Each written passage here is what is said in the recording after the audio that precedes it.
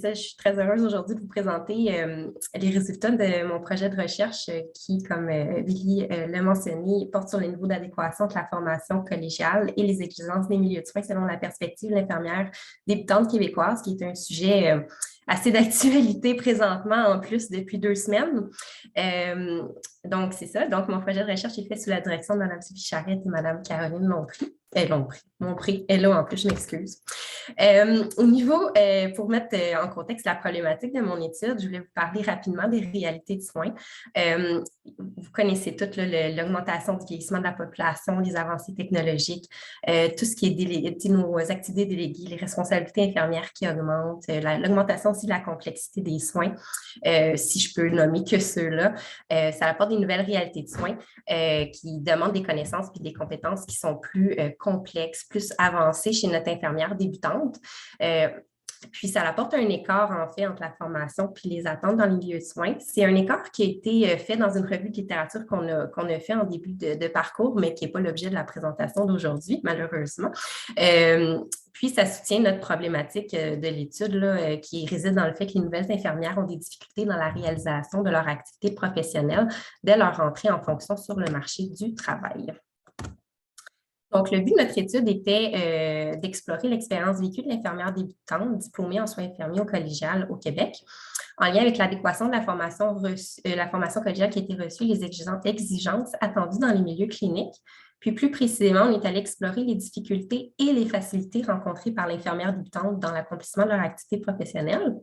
Puis, par la suite, on est allé dégager les facteurs facilitants puis les facteurs limitant l'appropriation de leur activité professionnelle associés, encore une fois, à la formation collégiale. Tout ça, selon la perspective de l'infirmière débutante. Comme cadre de référence, on a fait une combinaison d'un cadre théorique, donc celui de novice à experte de Mme Patricia Benner, qu'on connaît tous très bien, afin d'encadrer un petit peu le stade de développement de l'expertise professionnelle de notre population cible, soit des infirmières débutantes. Puis, nous avons aussi utilisé le cadre conceptuel, la mosaïque des compétences cliniques de l'infirmière, qui est créée par l'OIQ. Puis qui est un référentiel de compétences qui est attendu dans les milieux, qui est attendu par les infirmières en début de pratique dans les milieux cliniques. Très brièvement, elle a 3 composantes, fonctionnelles, professionnelles et contextuelles, d'où découlent plusieurs compétences qui sont attendues dans les milieux cliniques. On a utilisé un devis qualitatif exploratoire rétrospectif. Notre population cible, c'était des infirmières techniciennes qui ont gradué avant la pandémie, donc 2018 et 2019, et qui travaillaient dans un CIS ou un CIUS du Québec. Donc, on a eu une population d'un peu partout du Québec, ce qui est super intéressant. L'échantillonnage a été fait par convenance et réseau, puis le recrutement a été fait par une liste nominative qui nous a été fournie par l'OIQ, qui répondait à nos critères d'inclusion. La taille de l'échantillon, c'était de 15 participantes. On est arrêté à 15 par saturation des données. L'instrument de collecte de données qu'on a utilisé, en fait, c'est un guide d'entrevue semi-structuré qui a été développé à partir des 3 composantes de la mosaïque présentée précédemment. Puis les entrevues, c'était des entrevues individuelles semi-dirigées en visioconférence, évidemment. Puis les analyses faites, ça a été des analyses qualitatives de contenu assistées par NQ. Donc, la partie intéressante, donc nos résultats, je les ai séparés en deux tableaux. Donc, l'objectif 1 se rapporte le tableau 1 se rapporte à l'objectif 1 de l'étude, qui était nos difficultés et facilités rencontrées par l'infirmière débutante dans leurs activités professionnelles.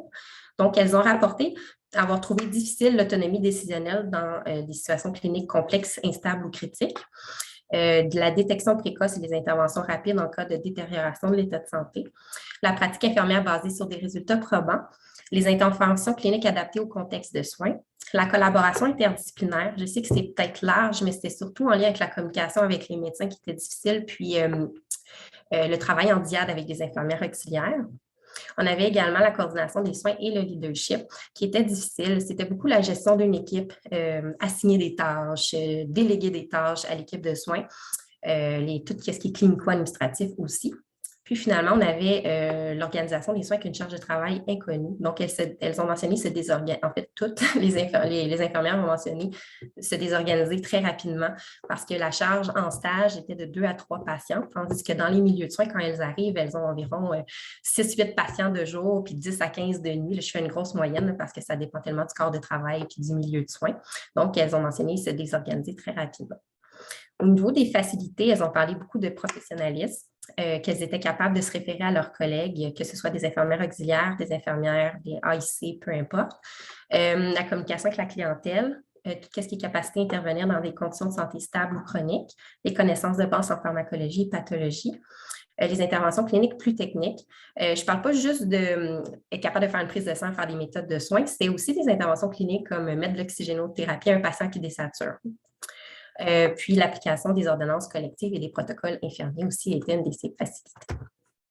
Pour notre objectif 2, en fait, les résultats obtenus, c'est ça, c'est des facteurs limitants ou les facteurs facilitant l'appropriation de leur activité professionnelle qui ont été mis en lien avec la formation collégiale par l'infirmière débutante.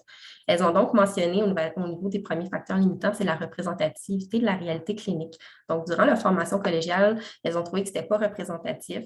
J'ai parlé du nombre de patients pris en charge durant les stages tout à l'heure, mais il y avait aussi le peu de complexité de soins par les patients qu'elles ont en stage. Tout ça, ça découlait un peu de la surcharge de travail par les enseignantes. Ils mentionnaient beaucoup que le ratio 1 pour 6 d'enseignantes pour 6 étudiantes, c'était beaucoup, puis ça limitait leur apprentissage. L'apprentissage de la prise en charge d'une situation instable ou critique. Donc, ce n'est pas parce qu'on travaille pas en soins intensifs ou à l'urgence qu'on n'aura pas un patient qui ne va pas aller bien sur une unité de soins. Donc, ça, c'était très difficile pour elle. L'apprentissage de la collaboration interdisciplinaire et la coordination des soins, comme j'ai mentionné précédemment. La surcharge de la matière à apprendre par cœur.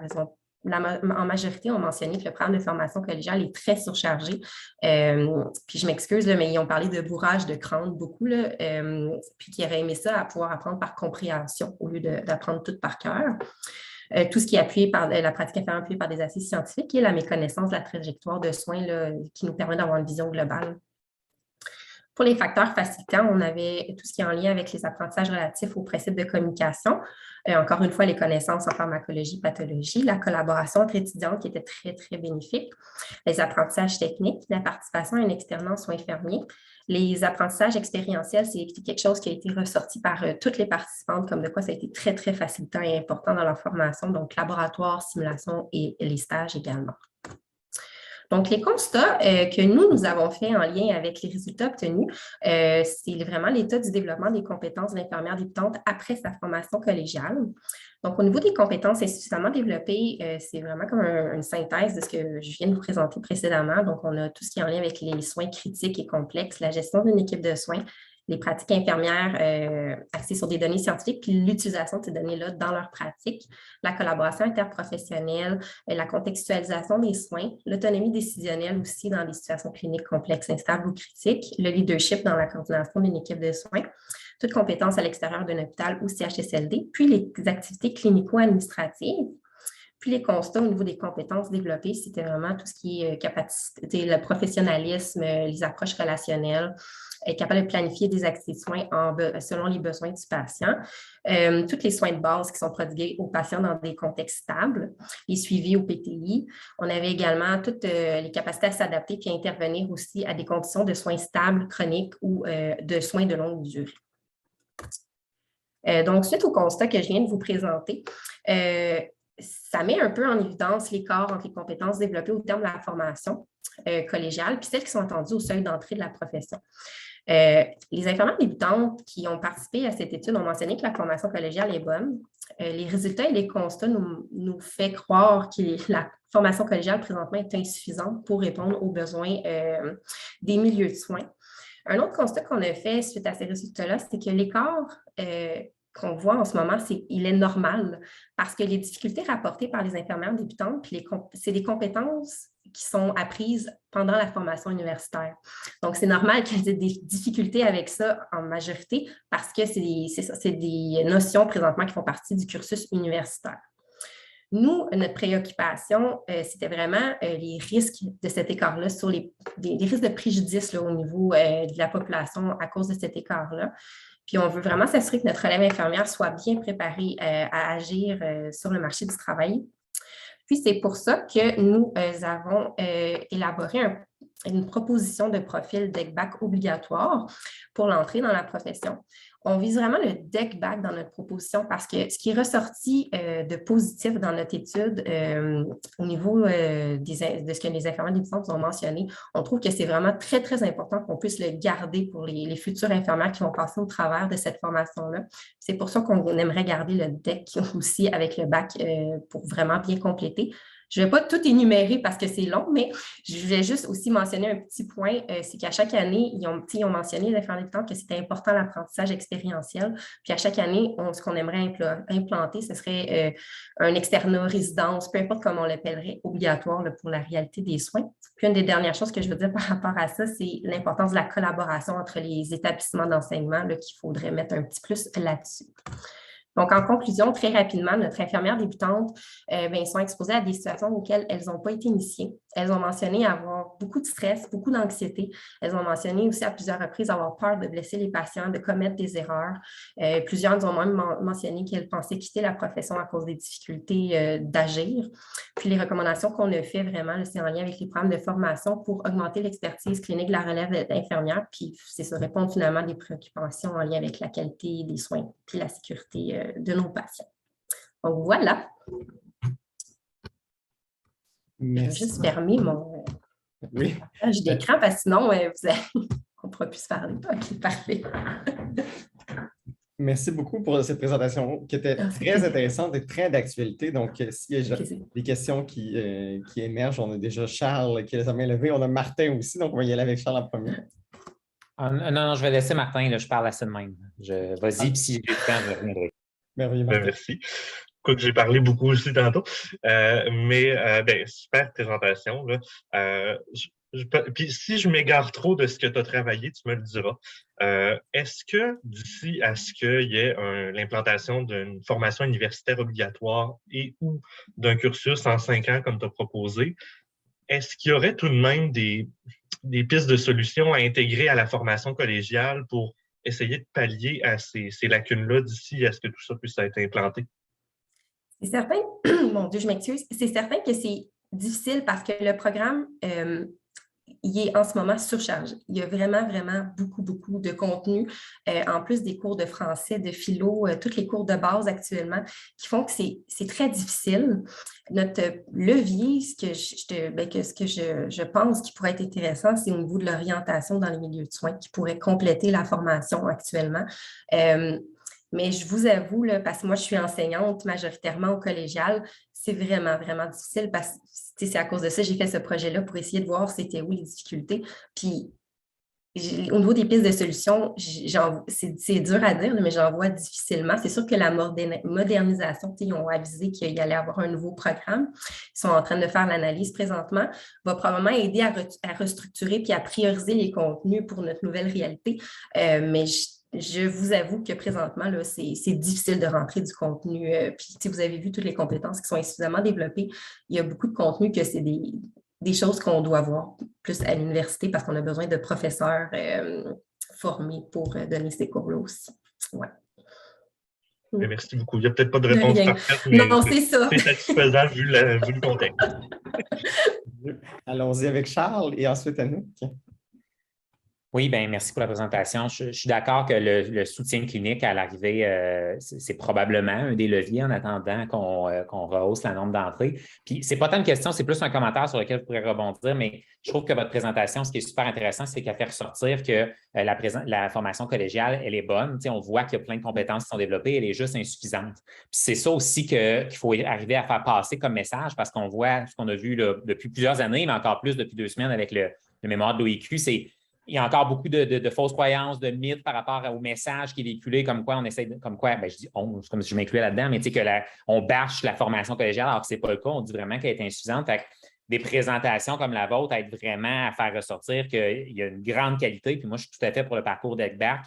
Donc, il y a une excellente qualité au niveau de cette formation-là, mais elle est incomplète, puis on constate bien dans les constats que vous faites ressortir qu'effectivement, c'est ce que la formation universitaire vient compléter.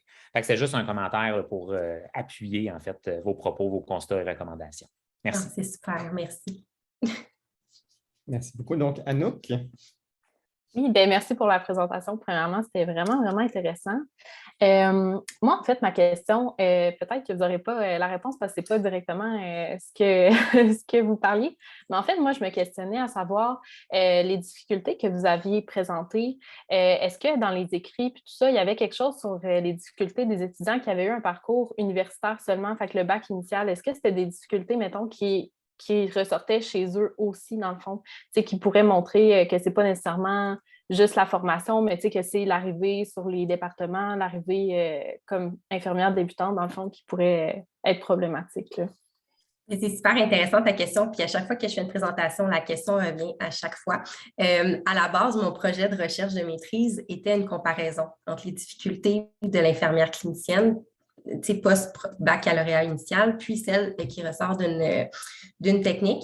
Malheureusement, ma direction m'a dit que c'était un trop gros projet, déjà qui est très gros, trop gros projet pour un mémoire. Là, ça aurait pu être un projet de thèse. Donc, ça n'a pas été fait, mais ça aurait été tellement intéressant de faire la comparaison entre les deux parce que ça, c'est selon mon expérience, puis probablement la vôtre également, ils ont des difficultés qui sont différentes. Je ne veux pas m'avancer plus parce que je veux pas, je suis pas, rien n'est scientifiquement prouvé dans ce que je dis, mais les difficultés sont là et sont différentes malheureusement, mais ça aurait été très, très intéressant de voir et de compléter au niveau de la formation avec le baccalauréat initial pour avoir vraiment une meilleure idée de la complémentarité, je pense, des deux programmes là, pour le Québec. Là, je pense que ça aurait été très, très intéressant. Ouais. Merci beaucoup.